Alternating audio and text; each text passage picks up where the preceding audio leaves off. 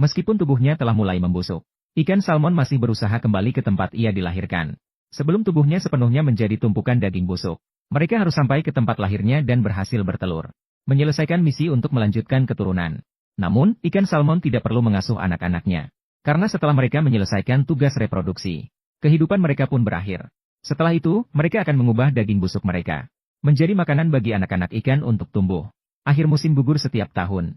Menandai awal perjalanan luar biasa ikan salmon ini. Mereka menggunakan medan magnet bumi sebagai kompas alami untuk mengarahkan diri mereka ke tempat lahirnya. Tak terhitung ikan salmon memulai perjalanan sulit dari laut terbuka kembali ke sungai.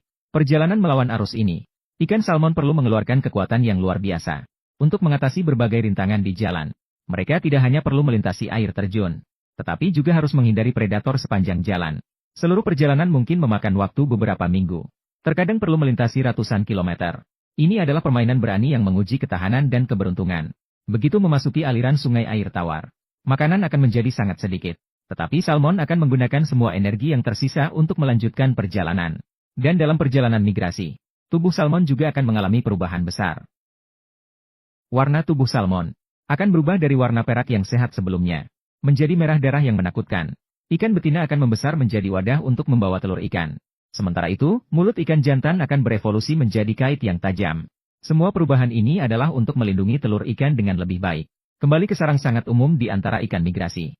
Karena mereka sulit menemukan habitat yang cocok untuk bereproduksi. Beberapa perairan tidak cukup aman. Beberapa perairan lainnya terlalu panas atau terlalu dingin. Atau mungkin makanan di dalam air sangat jarang. Bagi ikan, kembali ke tempat kelahiran mereka untuk bereproduksi. Ini tanpa ragu adalah pilihan yang paling mudah dan benar. Mereka dapat tumbuh dengan baik sendiri. Ini adalah bukti terbaik. Ikan salmon yang pertama tiba di tempat kelahiran akan menempati lokasi pemijahan terbaik. Ikan betina akan membangun sarang dan bertelur di atas kerikil. Kemudian ikan jantan akan melakukan pembuahan. Sedangkan ikan salmon yang tertunda perjalanannya karena tergoda akan makanan di sepanjang jalan akan menghadapi nasib tereliminasi. Reproduksi adalah pekerjaan yang penuh tekanan, yang dapat menyebabkan kerusakan serius pada tubuh mereka. Seiring turunnya imunitas, penyakit dan parasit juga akan memanfaatkan kelemahan. Tubuh ikan salmon akan mulai membusuk seperti mayat hidup. Sampai mati perlahan-lahan. Sebagian besar ikan salmon akan mati setelah menyelesaikan pemijahan. Musim dingin berlalu, musim semi datang. Telur salmon juga menyambut musim penetasannya. Hanya kurang dari 1% telur salmon yang bisa bertahan hidup dengan baik.